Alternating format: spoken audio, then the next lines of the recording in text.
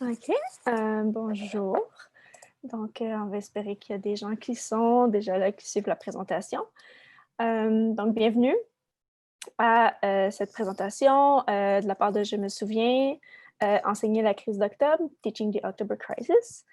Mon nom est Chloé Laframboise. Je vais aujourd'hui présenter avec ma collègue Marina Smythe. Donc, on travaille toutes les deux pour Je me souviens. On a toutes les deux un background en histoire et en muséologie. Donc, juste pour vous préciser, la présentation va être en français aujourd'hui. So the presentation will be in French because we cannot really talk to you and know what language you speak, but all of our material is available in both languages. And feel free to ask questions in either language. If you want to, we can repeat or explain things in French or English. Donc, je vais vous présenter rapidement un petit ordre du jour. Donc, pour la prochaine heure qu'on va passer ensemble, on va commencer par vous présenter donc qui est Je me souviens, ce qu'on fait. On va passer un peu de temps à discuter des raisons pourquoi enseigner l'histoire de la guerre, l'histoire de l'armée canadienne, et puis plus en particulier, pourquoi enseigner la crise d'octobre. On va vous parler justement de notre dernière exposition et des activités sur la crise d'octobre qu'on vient tout juste de lancer, en fait, là, pour le 50e anniversaire de la crise. On va passer une partie de l'heure aussi à faire une des activités avec vous. Et puis, on va vous présenter finalement d'autres ressources que Je me souviens propose pour les enseignants au secondaire. Donc, juste pour dire rapidement qui est Je me souviens, Je me souviens est un programme éducatif. On crée des outils pédagogiques gratuits et clés en main. Ils sont conçus pour aider les élèves à acquérir une meilleure compréhension du Québec dans les conflits des 100 dernières années et plus, en fait, et aussi de comprendre l'impact de la guerre en général. On a 3 musées partenaires. Chloé, si tu peux changer le parfait. Ouais, on a 3 musées partenaires. Donc, on travaille avec le musée de Fort-Saint-Jean, le musée Royal 22e Régiment et le musée du Royal Montreal Regiment. Puis, on utilise leur collection historique vraiment pour rendre l'histoire plus intéressante, dynamique et accessible. Et notre but est vraiment d'amener le musée à l'école et l'école au musée éventuellement, peut-être pas cette année. Mais oui, on travaille avec ces musées-là, puis on n'est pas l'armée, c'est important de dire, mais on travaille avec les musées pour rendre leur collection plus accessible. Puis pour les choses qu'on a à offrir, on a des expositions virtuelles. Vous allez en voir un petit peu aujourd'hui. Elles sont interactives avec des vidéos. Puis on a aussi des activités téléchargeables qui sont clés en main, bien sûr. Puis on a des ressources qui peuvent voyager directement dans les écoles, comme des expositions itinérantes, des ateliers et des répliques d'uniformes. Donc voilà, juste un petit peu sur Je me souviens. Puis Chloé va vous parler un peu plus de le pourquoi derrière notre mission. Donc, une question qu'on peut se poser, en fait, c'est pourquoi enseigner l'histoire militaire? On sait qu'il peut souvent y avoir des réticences ou une certaine résistance là, à enseigner l'histoire de la guerre à des jeunes, parce que parfois on voit ça comme vraiment une histoire soit qui est violente ou immorale, mais surtout ça pourrait avoir un caractère trop patriotique ou pas assez patriotique. Comment est-ce qu'on parle de l'armée canadienne sans faire du recrutement non plus? Puis c'est vraiment, GMS c'est vraiment pas là pour faire ça. Par contre, c'est justement une occasion, vraiment une très bonne occasion pour les jeunes de pouvoir exercer leur pensée critique. Dans le fond, toutes nos activités sont développées par des enseignants en univers social avec le programme de formation de l'École québécoise. Puis les activités comme les expositions visent vraiment là, à responsabiliser les jeunes pour en faire vraiment des bons citoyens du monde. Avec l'histoire, on sait que c'est très important de connaître notre histoire pour pouvoir comprendre la société dans laquelle on vit. Puis, c'est ce qui est important aussi à transmettre aux prochaines générations. Puis, justement, de comprendre le passé, ça aide à mieux cerner les enjeux aujourd'hui. Puis aussi, qu'on le veuille ou non, malheureusement ou heureusement, les périodes de guerre qui ont amené leur lot de problèmes et de choses malheureuses ont aussi été vraiment des moments clés dans l'histoire pour le développement de la société, qu'on parle d'innovation technologique ou bien de l'innovation sociale, comme l'entrée sur le travail, l'entrée sur le marché du travail des femmes ou le droit de vote des femmes. Donc, c'est toutes des choses qui se sont passées dans la société qui ont eu un impact très important sur le monde dans lequel on vit et puis qui ont été déclenchées donc, par des conflits. Plus particulièrement, parce qu'aujourd'hui, on vous parle donc de notre nouveau module « Nos soldats dans les rues » sur la crise d'octobre. Bon, la crise d'octobre, non, ça ne prend pas beaucoup de place sur le curriculum québécois. Par contre, bien, c'est sûr que c'est le 50e anniversaire cette année, donc c'est une des raisons pourquoi on voulait en parler. On n'est pas les seuls. Je pense que vous voyez beaucoup dans les médias de ce temps-ci de plus en plus de choses sur le sujet. Mais par contre, c'est super pertinent de voir avec les élèves parce que bien, les causes puis les effets de la crise, ça nous permet vraiment de souligner des moments clés dans l'histoire du Québec. La crise d'octobre en 1970, c'est pas arrivé de nulle part. Il y a tout le contexte de la Révolution tranquille qui est derrière ça, avec les mouvements ouvriers et tout ce qui s'est passé avant, qui aide vraiment à comprendre ce qui s'est passé en 70, puis qui aide à comprendre la société québécoise dans laquelle on vit aujourd'hui. C'est un sujet aussi qui permet de faire des liens avec le contexte mondial. Donc, un mouvement comme ce qui s'est passé ici, donc où un groupe de personnes ont des revendications, c'est pas quelque chose qui était unique dans l'univers.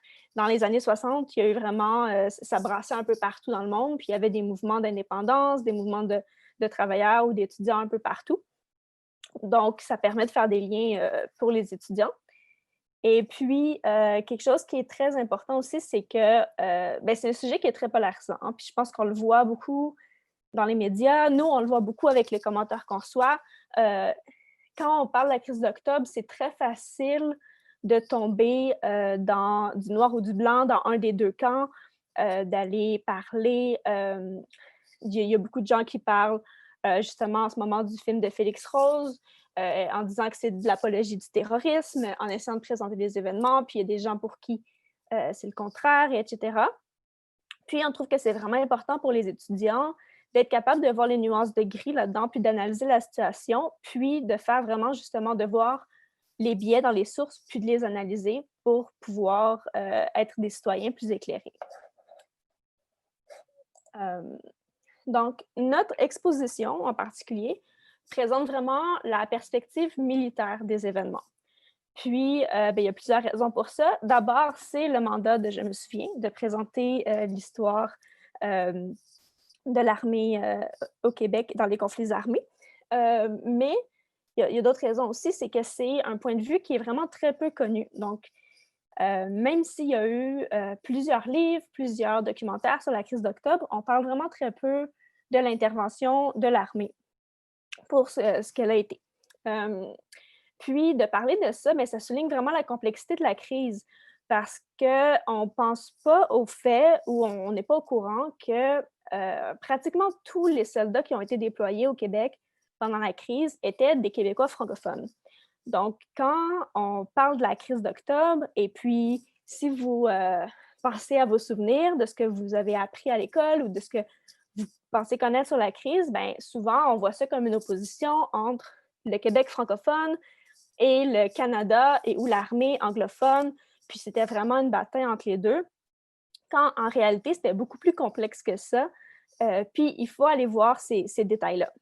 Et puis, justement, bien, les soldats qui étaient là, ça fait 50 ans, donc ils sont là encore aujourd'hui. Puis nous, on a eu la chance de faire des entrevues avec plusieurs vétérans qui étaient déployés là, pendant la crise, puis d'avoir leur point de vue. C'était super intéressant, puis vous allez voir un peu plus tard certains extraits. Puis eux peuvent vraiment nous dire aussi comment ils ont vécu la crise, puis comment ça s'est passé pour eux de leur côté. Juste pour intervenir un moment, we had a question in English, so I'm just going to answer that very quickly. Was asked, where do we find the materials? And so just to give a brief description in English, all of the materials are on our website, which you can see at the bottom of the screen, www.jemesouviens.org.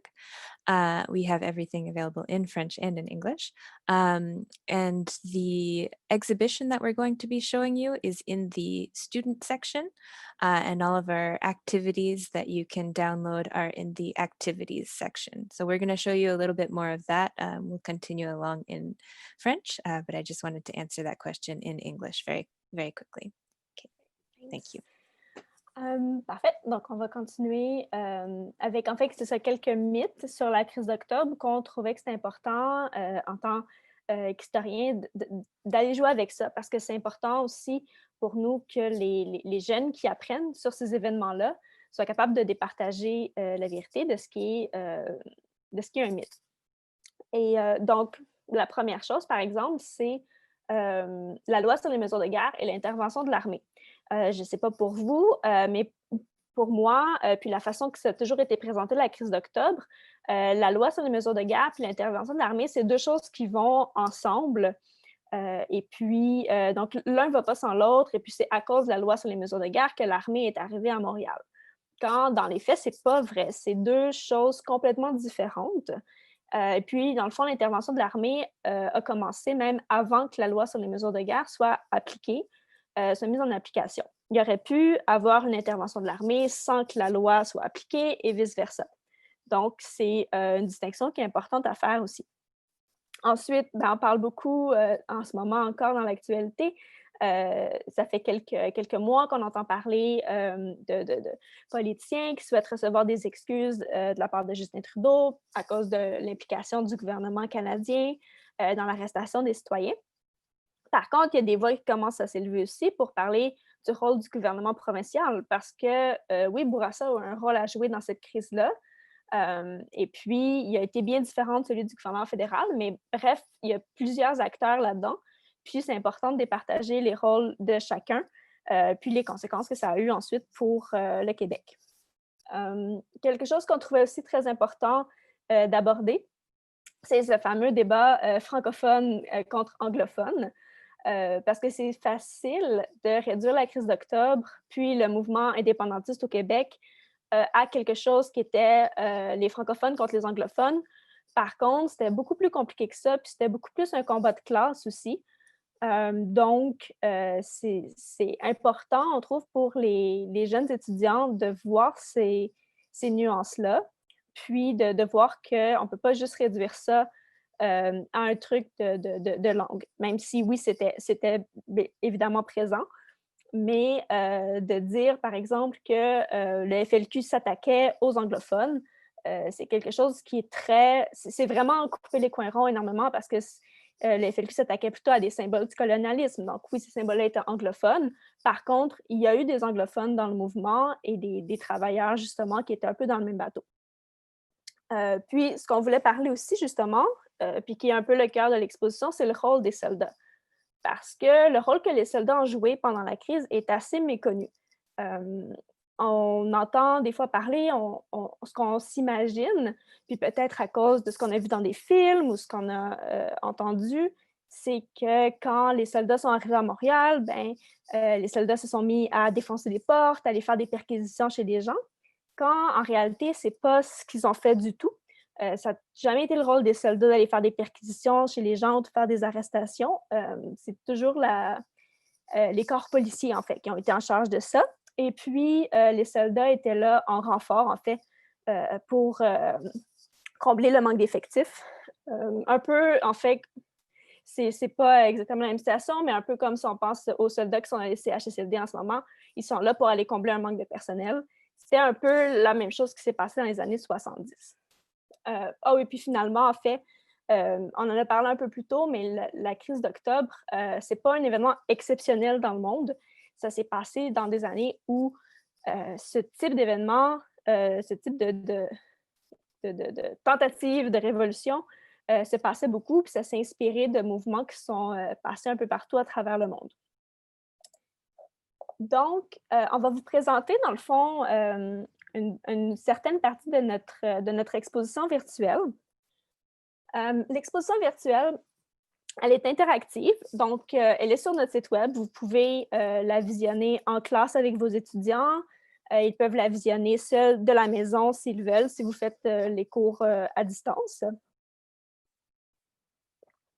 Et puis, dans le fond, dans cette expo-là, qui est aussi offerte en fait en version itinérante. Donc, si vous donnez des cours en classe et que vous souhaitez avoir une version physique de l'exposition, elle est disponible.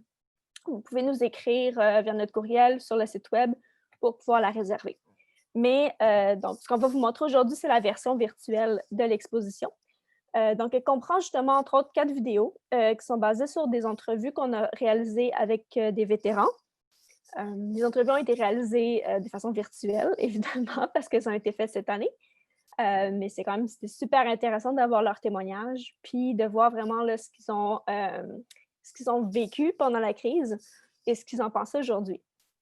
Il y a aussi des jeux sur le site web, donc pour avoir là, un peu plus d'interaction avec les étudiants, pas que ce soit pour eux seulement un long texte à lire, ce qui peut rapidement devenir plate pour eux. Il y a des photos d'archives, puis des textes, évidemment. Puis, dans le fond, les sujets couverts par l'exposition, d'abord, on commence avec le contexte québécois, canadien, international. On passe un peu de temps sur le rôle des soldats, ensuite les effets de la crise, et puis on a une section qui s'intéresse particulièrement à l'analyse de sources. Donc, je vais juste quitter la présentation ici, puis je vais aller vous montrer justement l'exposition qui est sur notre site web. Donc, comme Marina a dit tout à l'heure, en anglais, quand vous arrivez sur notre site web, vous pouvez aller directement, il y a une bannière là en ce moment sur la page d'accueil, mais vous pouvez aller dans la section des élèves pour voir les différentes expositions, dont Nos soldats dans les rues, qui est la nouvelle expo sur la crise d'octobre. Donc, c'est quand même assez facile de naviguer dans les pages. Il y a une introduction, bien sûr. Ensuite, vous allez voir les 3 différents thèmes. Vous pouvez directement aller sur un des thèmes ou dans le bas de la page, il y a toujours une flèche pour aller à la page précédente ou à la page suivante. Donc, il y a des activités comme ça où on demande aux étudiants de placer les choses placer les événements dans l'ordre chronologique. Ils peuvent ensuite vérifier s'ils ont les bonnes réponses et puis reprendre et corriger. Donc, pour eux, au lieu de juste lire une ligne du temps, mais ça leur demande un peu plus d'interaction, ça peut être plus intéressant, puis plus facile pour eux aussi d'apprendre et de retenir l'information comme ça.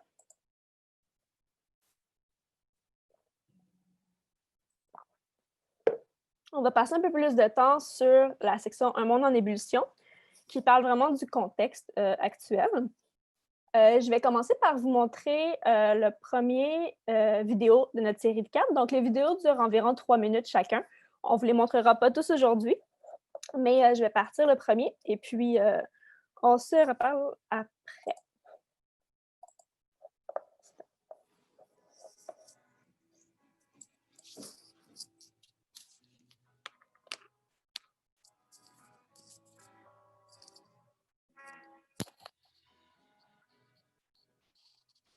À ce moment-là, c'était suite à des années qui ont été très difficiles avec la révolution tranquille, tout ça. Là, les jeunes ont été venus, moi inclus, on était un peu sur le parc.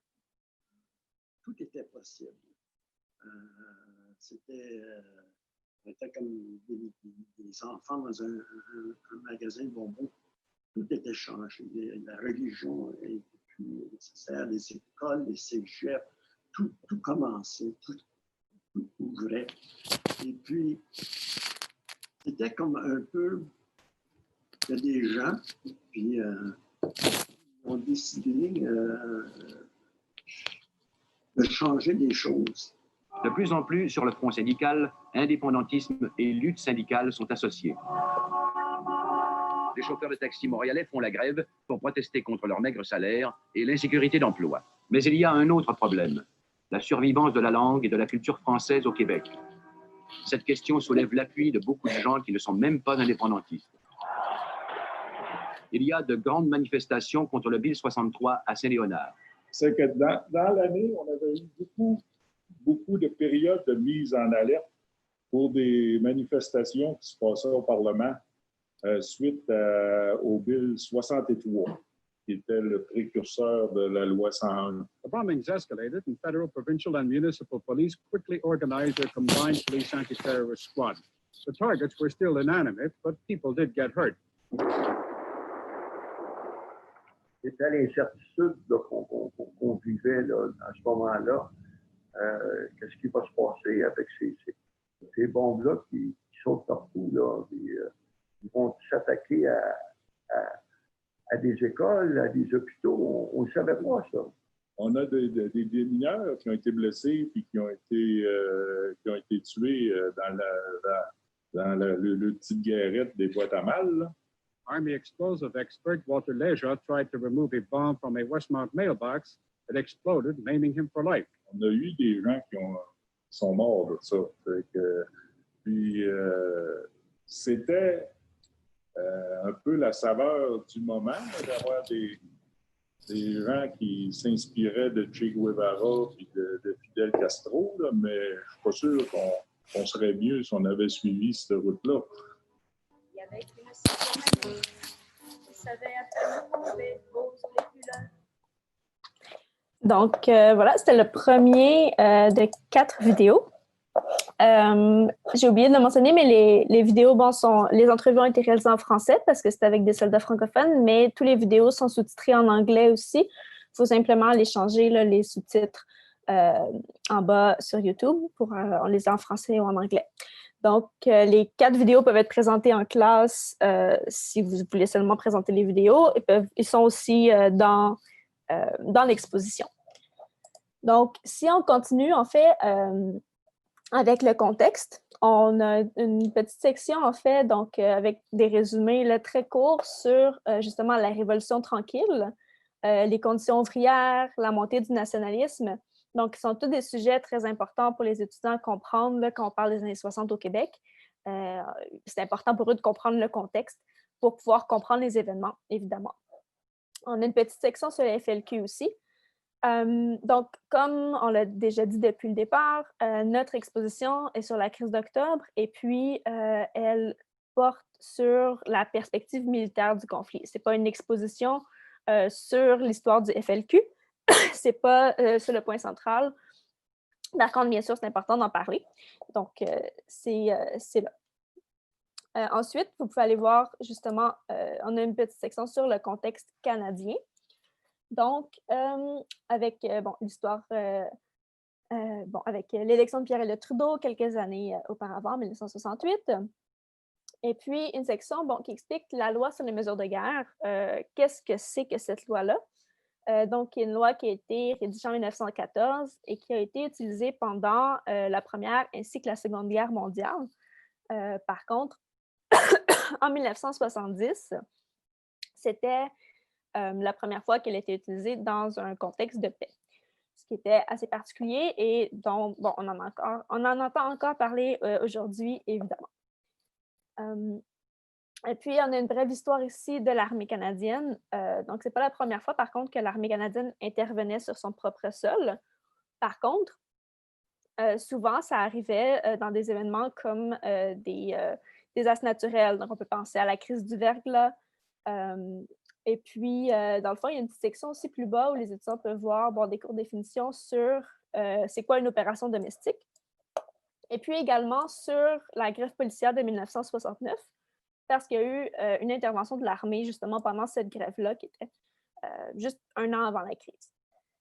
Finalement, la dernière section pour le contexte, c'est le contexte international où on présente une carte interactive où il n'y a pas tous les mouvements parce qu'il y en a énormément, mais on a sélectionné là, quelques mouvements dans les années 62 à 70, donc des mouvements de protestation étudiants, conflits ou guerres de dépendance, ainsi que des mouvements terroristes.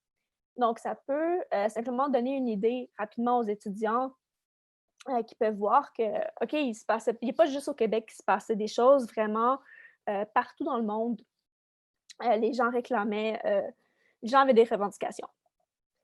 Puis, ensuite, quand on descend dans la section encore, contexte, on a un petit jeu d'association où on demande aux étudiants, ou à vous qui visitez le site, d'associer justement, les, figures avec une, courte, biographie. Donc encore une fois, ça se fait assez facilement à l'ordinateur. Le site est aussi adapté aux appareils mobiles, donc ça peut être fait sur un cellulaire ou sur une tablette. C'est sûr que l'affichage est plus facile, on voit plus sur un écran là, qui est un peu plus grand. Par contre, ça se fait sur les tablettes et téléphones aussi. Donc encore une fois, il s'agit d'associer les choses et puis on peut avoir les résultats rapidement puis voir les bonnes réponses. La section suivante de l'exposition, c'est la plus importante pour nous. C'est la section qui s'intitule Notre Octobre, où on parle vraiment du rôle des soldats. Donc, il y a une autre vidéo ici à écouter qui dure encore une fois environ 3 minutes, où vraiment les soldats décrivent quel était leur rôle pendant la crise.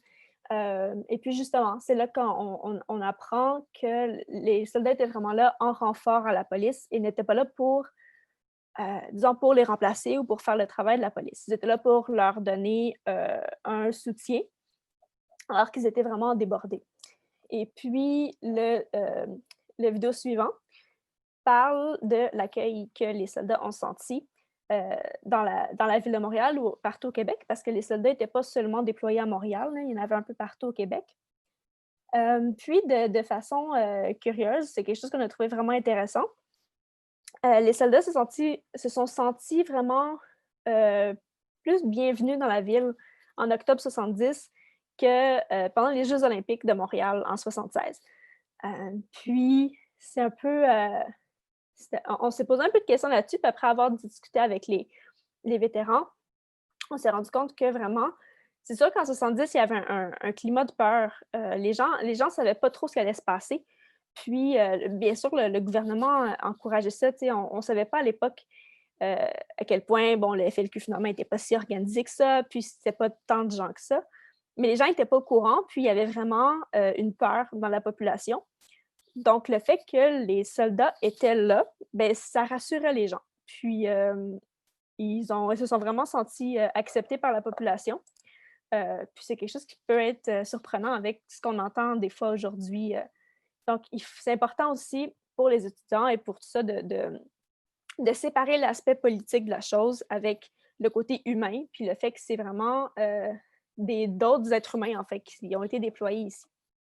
Et juste pour intervenir pendant qu'on parle du rôle de soldat, il y avait un commentaire que je veux adresser où il y avait un malaise de comparer le rôle des soldats canadiens pendant la crise d'octobre avec ceux dans les CHSLD pendant pendant la crise de COVID-19. Et bien sûr, on est d'accord, je pense on dit ça juste pour souligner le fait que les soldats étaient là pour combler un manque de personnel, mais bien sûr, c'est pas la même situation. Les soldats qui ont été déployés dans les CHSLD étaient là pour vraiment aider le personnel médical et pour sauver les vies. Et oui, c'est différent, mais c'était une comparaison juste pour parler du manque de personnel dans les policiers puis des forces de sécurité à ce moment-là. Mais merci pour votre commentaire et je vais laisser Chloé continuer. Oui, merci Marna. Donc, c'est ça, c'est un super bon commentaire. Là. C'est ça, c'est vraiment plus pour dire que c'était un manque de personnel qui ne venait pas remplacer le personnel existant comme les soldats ne remplacent pas les infirmières en ce moment dans les CHSLD, ils sont là pour donner un coup de main. Mais oui, merci du commentaire. Ensuite, on en était rendu ici, donc la prochaine section qui adresse en fait le rôle des médias que les médias ont joué pendant la crise. Donc, c'est assez court. Par contre, si c'est quelque chose qui vous intéresse ou qui intéresse vos classes, le documentaire, l'émission spéciale en fait de Tout le monde en parlait qui a été fait il y a quelques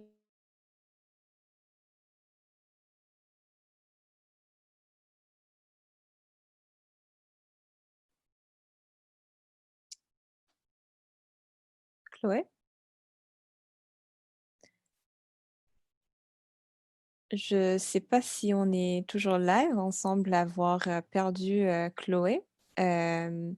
C'est elle qui partage son écran. Donc, elle parlait de le rôle des médias. Je vais juste continuer à parler un peu à sa place pendant que on attend qu'elle revienne.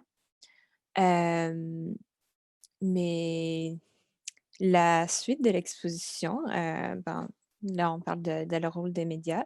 Et là, c'est juste moi. Donc, je vais ouvrir l'exposition moi-même, puis je vais essayer de partager mon propre écran. Je pense qu'il y avait des travaux de Hydro-Québec à côté de chez Chloé, donc elle a peut-être perdu sa connexion Internet. Donc, juste donnez-moi un instant, je vais ouvrir l'exposition.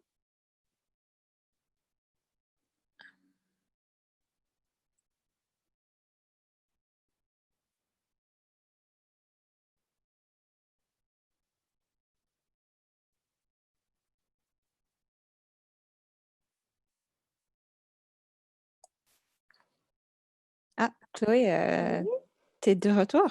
Oui, je n'ai plus de courant chez moi, désolée. Ah, bon, j'étais sur le point de partager mon écran, mais je vais te laisser continuer. Ouais, OK. Je vais juste repartir sur le site Internet, désolée. Donc, Hydro-Québec fait des petits travaux imprévus et puis il n'y a plus d'électricité. Donc, c'est super. Donc, je ne sais pas, Ernest, tu as continué pendant que j'étais partie. Pas vraiment. OK. Donc, voilà, les joies de la technologie. On pense trop à ça, l'électricité, on n'est pas habitué d'en perdre. Donc, voilà, donc la section sur le rôle des médias. Donc, je pense que je disais que justement, si c'est quelque chose qui vous intéressait, l'émission spéciale de Tout le monde en parlait était vraiment intéressante là-dessus. La dernière section de l'exposition, donc c'est après 1970, les impacts de la crise. Donc, il y a un dernier vidéo qui est là, où on voit, en fait, est-ce que mon écran n'est pas partagé en ce moment? C'est ça qui se passe? Non. Voilà. OK. Donc, on voit dans la dernière vidéo, avec les commentaires des soldats, donc ce qu'ils pensent aujourd'hui de l'intervention de l'armée. Puis, c'est quelque chose qui est intéressant à aborder avec les étudiants, justement, de savoir que c'est facile d'avoir des jugements quand on regarde ce qui s'est passé il y a 50 ans, il y a 100 ans, puis de se dire qu'une décision aurait dû être prise autrement ou aurait dû ne pas être prise. Par contre, quand on est dans le moment présent, c'est vraiment différent. Donc, c'est quelque chose qui est pertinent à voir. Puis, il y a plusieurs moments dans l'histoire qu'on peut analyser de la même façon. Puis, si on parle de la situation actuelle avec la gestion de la crise, de la pandémie, bien, c'est certain que dans 10 ans, 15 ans, 20 ans, bien, on va regarder ça avec un œil complètement différent parce qu'on va savoir comment l'histoire elle a terminé. Mais en ce moment, on est en train de vivre une crise, puis on ne sait pas comment cette histoire-là se termine. C'est un peu la même chose en 1970. Donc, on ne savait pas ce qui allait se passer, on ne savait pas où ça allait se rendre. Donc, les décisions sont prises de façon différente. Et puis, la dernière section, vraiment, on discute, oui, des impacts de la crise, puis des visions qui sont souvent opposées. Donc, on le sait, c'est quelque chose qui... il y a beaucoup de gens à qui ça tient vraiment à cœur, ces événements-là. Puis, c'est facile vraiment de se positionner à un extrême ou à l'autre. Alors, il y a différentes interprétations dans l'histoire. Puis c'est important justement d'aborder ça avec les élèves. Et une autre chose qui est importante, c'est qu'il y a encore des documents qui sont classés comme confidentiels par rapport à la crise d'octobre. Donc, les historiens qui étudient ça n'ont pas accès à toute l'information. Il y a de l'information qui manque parce qu'elle n'est juste pas disponible. Il y a aussi des informations, comme si on parle du décès de Pierre Laporte, les membres du FLQ qui étaient là ont toujours refusé de dire ce qui s'était passé. Donc, on ne sait pas ce qui s'est passé réellement. Puis, c'est des choses qui sont importantes à savoir pour un historien qui veut essayer d'analyser les événements. Finalement, il y a une dernière petite activité pour les étudiants où on les invite vraiment à se poser des questions là-dessus puis sur les biais. Puis, l'exercice, en fait, qui est là, on a cherché dans des livres d'histoire, on a trouvé des extraits. Puis, dans le fond, ce qu'on demande, c'est on demande aux jeunes d'analyser ce qu'ils voient, puis d'essayer de comparer, puis de voir comment est-ce que les mots qui sont utilisés peuvent avoir une influence. Puis, ben, l'exemple le plus frappant, c'est justement quand on parle du décès de Pierre Laporte. Dans un livre, Histoire du Québec contemporain, on va dire que Pierre Laporte sera retrouvé mort quelques jours plus tard. Alors que dans The Making of the October Crisis, on va dire qu'il a été brutalement assassiné. Donc, on parle du même événement. Par contre, selon les mots que l'historien va choisir, c'est sûr qu'on n'aura pas la même réaction en lisant le texte de gauche puis en lisant le texte de droite. Donc, c'est quelque chose dont je trouve qui est vraiment important que les jeunes réfléchissent à ça pour pouvoir voir les biais, puis pour pouvoir essayer d'avoir le point de vue le plus objectif possible. Donc, je vais retourner à la présentation et Marina va pouvoir continuer en vous parlant des activités, dans le fond, qui sont en lien avec l'exposition. Oui, c'est ça. Donc, comme on a dit, on a fait des activités pour aller avec ce thème-là, pour aller avec l'exposition. On a fait 4 activités clés en main. Et juste d'ailleurs, Chloé, on voit toujours la page de site web. Mais c'est ça, on a fait 4 activités clés en main et qui qui sont gratuits d'ailleurs, et qui contient un guide d'enseignant, un guide d'élèves et dans certains cas, un dossier numérique pour fournir des photos et images, quoi que ce soit qui est nécessaire pour l'activité. Les activités, ils prennent vraiment une perspective neutre. Comme on a dit pour l'exposition, le focus était sur la perspective militaire, même s'il y avait d'autres points qui sont couverts. Les activités sont plus neutres. La perspective militaire est vraiment juste une perspective parmi d'autres. Puis, c'est parce que ces activités étaient créées par des enseignants, donc un enseignant francophone et une anglophone, pour aller avec le curriculum, pour soutenir le curriculum. Les activités étaient conçues pour pour être faits soit en séquence, donc ils sont assez différents et complémentaires chacun, mais c'est aussi possibilité de les faire de façon indépendante, donc de choisir juste une activité et juste utiliser celui-là. Donc, les 4 activités, la première est de créer une ligne de temps. Donc, on a fourni plusieurs dates, plusieurs événements et des images qui vont avec chaque événement. Et les élèves sont demandés de les mettre en ordre et de mettre les images avec le bon événement. Donc, c'est une activité qui peut être faite sur papier. Donc, les images sont dans le guide d'élèves, ils peuvent être imprimés, puis les élèves peuvent couper et mettre tout ensemble. Ou ça peut être fait de façon numérique. Donc, il y a un dossier numérique avec cette activité-là et les élèves peuvent faire une présentation en genre PowerPoint ou sur n'importe quel support numérique. Une deuxième activité, analyse et interprétation de sources. On va parler un peu plus en profondeur après, donc je vais sauter ça.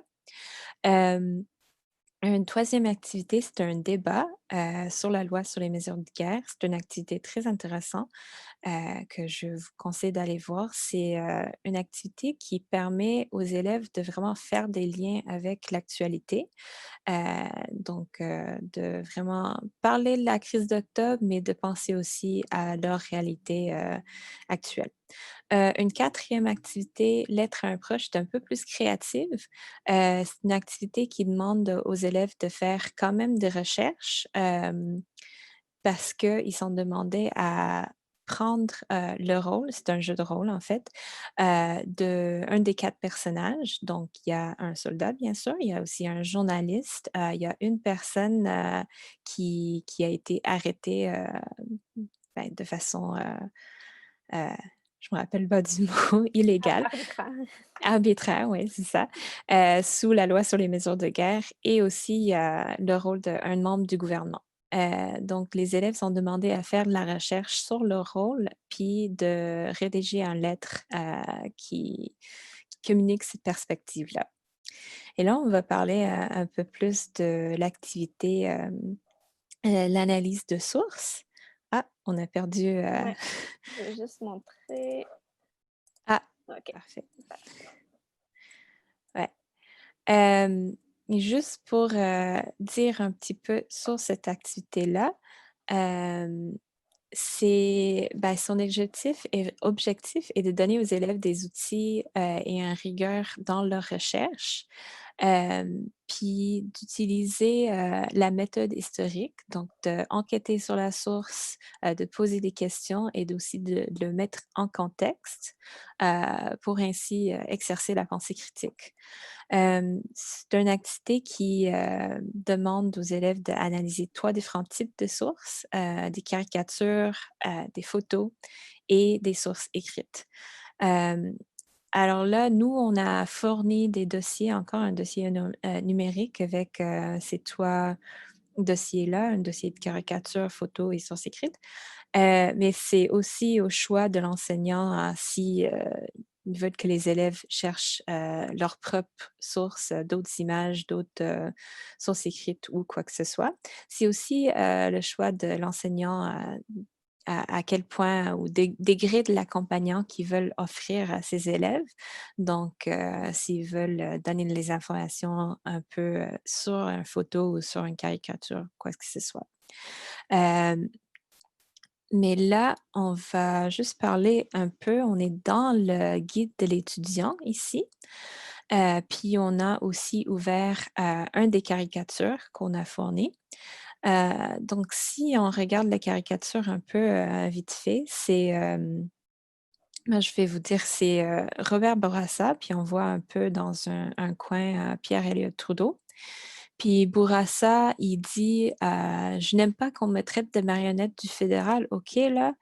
Puis ensuite, il tourne, puis il dit Pierre, je dû dire marionnette ou pantin. Donc, ça rit un peu de Bourassa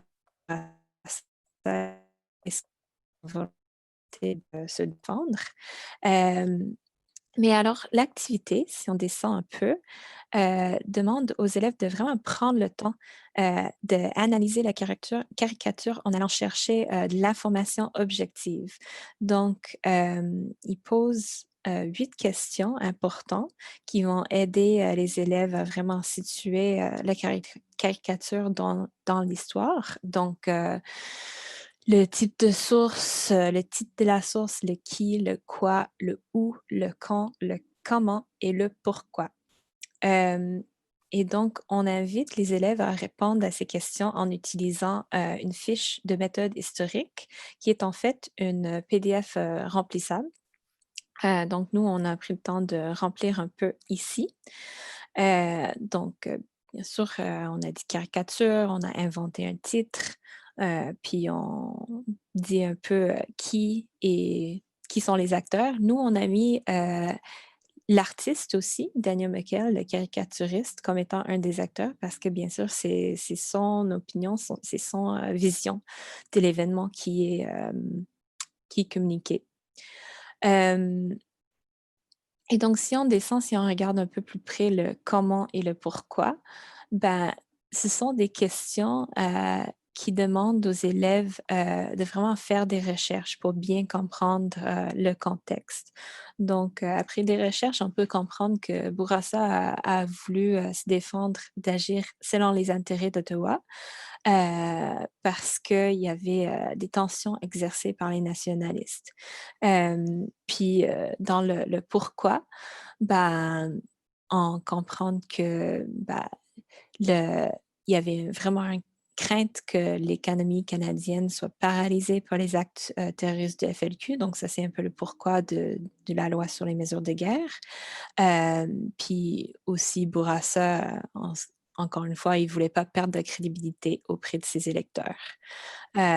Puis l'artiste veut lui démontrer que Bourassa a bel et bien vraiment suivi les indications de Trudeau. Donc ça peut donner un petit peu une idée. Les élèves doivent faire des recherches, s'informer un peu sur les opinions et les réactions de l'époque. Juste pour donner un deuxième petit exemple, on ne va pas donner un exemple d'une source écrite parce que c'est un peu trop long, même si c'est très intéressant comme exercice. Mais ici, on a une photo. Et je ne sais pas si vous allez le reconnaître, mais c'est une photo des funérailles de Pierre Laporte. Donc, encore une fois, il y a toutes les questions. Ils doivent faire des recherches pour comprendre un peu le contexte de l'image. Puis, on a rempli un peu le comment et le pourquoi. Puis, il faut faire un peu de recherche pour comprendre que la mort de Pierre Laporte a fait en sorte que le FLQ a vraiment perdu de soutien dans la population. Donc, ce sont des exercices vraiment intéressants. Puis la dernière partie de l'exercice est en fait que les élèves doivent fournir une bibliographie. Puis, vous pouvez voir ça un peu ici. On a fourni un guide pour qu'ils puissent bien faire ça. Donc, ça demande vraiment, encore une fois, de faire la recherche puis de pratiquer, d'utiliser une bibliographie et bien documenter nos sources. Donc, voilà pour cette activité-là. C'est vraiment juste un aperçu. Encore une fois, les activités sont tous, il y en a 4, ils sont disponibles dans la section activités. Et vu qu'il nous reste un petit peu de temps, on va peut-être parler de nos autres activités. Je vais juste vérifier. Non, on n'a pas de questions à l'instant. Donc, Chloé, je vais te laisser parler de nos autres activités. Oui, je vais juste prendre une petite minute pour vous montrer sur le site web où aller chercher les activités. Donc, c'est écrit en haut, activités. Vous allez avoir accès à toutes nos activités, puis vous pouvez trier, en fait, là, par thème ou par période couverte, par temps, lieu d'activité. Donc, vous pouvez simplement aller toutes les voir. Donc, je vais juste revenir à la présentation. Et puis, donc, c'est ça. Donc, les activités et l'exposition sur la crise d'octobre sont nos plus récentes. Par contre, on a aussi tout un module qui aborde la Première Guerre mondiale avec une exposition virtuelle qui s'appelle Régiment sur la crainte, où il y a 6 vidéos que vous pouvez voir, que les étudiants peuvent visionner avec une ligne du temps interactive. Et puis, on a une exposition itinérante gratuite qui peut voyager dans les écoles. On a 18 activités clés en main sur le sujet de la Première Guerre mondiale et une section ressources interactives où les étudiants peuvent avoir plus d'informations. On a un jeu de rôle interactif sur le traité de Versailles qu'on n'a pas vraiment le temps de vous présenter aujourd'hui. Par contre, c'est sur le site web, puis c'est un jeu de rôle qui est vraiment super, le fun à faire. Nous, on l'a déjà fait même avec des enseignants. Donc, où les participants doivent représenter un des pays et puis, avec la fiche qu'on leur fournit, doivent faire valoir leurs intérêts pour pouvoir négocier là, un traité de Versailles qui va être à leur avantage. On a un module sur les infirmières, donc qui est axé vraiment sur le rôle des femmes dans la Première Guerre mondiale. On a une exposition itinérante qui peut se déplacer dans les écoles et puis 8 activités en lien avec ça. Quand on dit les activités sont en lien avec l'exposition, vous n'avez pas besoin de voir l'exposition pour faire les activités. Vraiment, vous pouvez avoir juste l'exposition, juste l'activité ou faire un mélange des deux avec les étudiants. Et puis, il y a une exposition virtuelle là, qui va sortir ce printemps sur le rôle des femmes et des infirmières. On a aussi un module sur la guerre en Afghanistan avec, encore une fois, une exposition, une section de ressources interactives et 5 activités. Et puis, ce printemps, on a publié 2 activités, donc Penser comme un historien, avec le sujet de la pandémie de COVID-19. Donc, une activité qui est un dossier de presse et une autre qui est une comparaison l'intervention de l'État là, en temps de crise au Canada. Donc, je ne sais pas si... Je pense que c'était pas mal tout pour nous. Je ne sais pas si Marina, s'il y a des questions dans le Q&A. Je vais vérifier, je pense pas qu'on a à ce moment, mais vraiment, vous êtes les bienvenus de nous poser des questions par rapport à ces matériaux-là, par rapport à les matériaux sur la crise d'octobre. Puis encore une fois, you can ask us questions in English as well. Donc, on va juste laisser un petit moment parce que je sais qu'il y a un certain décalage. Sinon, si jamais il y a des questions qui vous viennent par la suite ou si vous ne visionnez pas ça en direct, vous pouvez toujours nous rejoindre par courriel au éducation@commercialjemesuviens.org. Notre numéro de téléphone est sur la présentation en ce moment aussi. Et puis, tout ça est accessible sur notre site web. Puis, on répète encore une fois que tous nos outils sont offerts gratuitement aux professeurs. Tout est en ligne. Donc, tout est vraiment accessible pour vous. Vous avez juste à télécharger les PDF, les envoyer à vos étudiants. Et puis, voilà. Donc, on espère que ça va vous avoir un peu montré ce que Je me souviens peut offrir. Et voilà, je pense que s'il n'y a pas de questions, on va mettre fin à cette conférence. Merci beaucoup d'avoir visionné. J'espère que ça a plu. Je sais que c'est la fin d'une longue journée avec une plateforme nouveau pour plein de monde.